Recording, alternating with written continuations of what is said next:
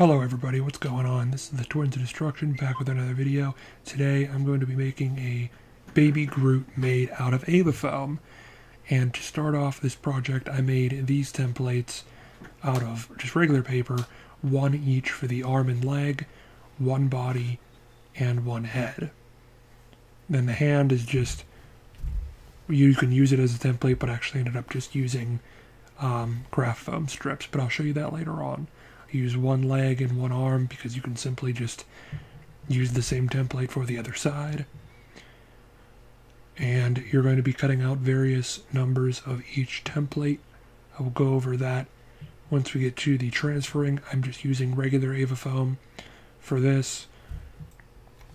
Okay, so to create this Groot, you're going to need some layers for each of the body parts. To make the head, you're going to need 3 layers of Ava foam. The body will need 3.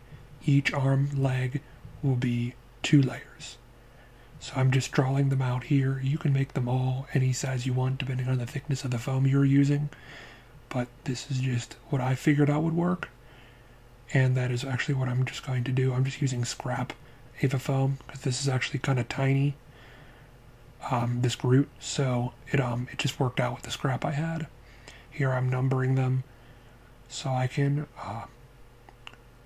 remember which layer they belong on. And they are finally cut out. So I have 2 layers for the legs, 2 layers for the arms, 3 for the body, and 3 for the head. I'm going to now glue these together. And if your edges are a little rough, don't worry, it's fine. You can just sand them with a Dremel or sandpaper. Like those edges might not exactly meet up perfectly, but that is a-okay because in the end we're going to round them off and make them look real pretty. So as of now, you're in the clear. We're just going to use normal hot glue for this. You could use barge contact cement, DAP Wellwood contact cement. I wouldn't use white glue. You could use super glue or any other contact adhesive. Once they are finally glued together, I am going to be sanding them to make them round and more flush on the edges. I'm actually going to be using this grinding wheel that I have. If you don't have a grinding wheel, like I mentioned earlier, you can use sandpaper or a Dremel or even some kind of file if you have one that might work on Ava foam. And now Groot is starting to take shape. Each of the parts are rounded off to look more organic, and the bottom of the legs actually have indents into them to make them look like tree stumps, and the top of the head is all roughed up to make it look like the top of a tree. I'm now going to be making the sockets for the arms.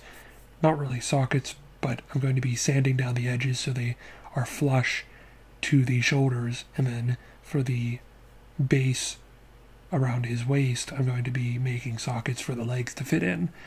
The stance he's going to be is sitting. You can make him standing on one leg, dancing, or sitting like I'm going to do, but I wanted to keep it simple, and like the shapes that I created him out of, the stance will be simple as well. Now these are the sockets that I was talking about for the legs, and what they would look like. I just used my Dremel and just slowly dug into where his hips go. And this is how they rest. Obviously I'm going to be using hot glue, but the socket helps. This is the final product once everything is all glued together. The shoulders are shaved down, the legs have the sockets, the head is glued on, and everything is really starting to take shape. There's only a couple more things to do, which would be add the face, add the line details, add the hands, and then actually start filling the cracks and painting. So what I'm going to be doing now is using some of this red craft foam. You can use whatever you would like. Honestly, I should have used black just for it to blend better, but that is no big deal.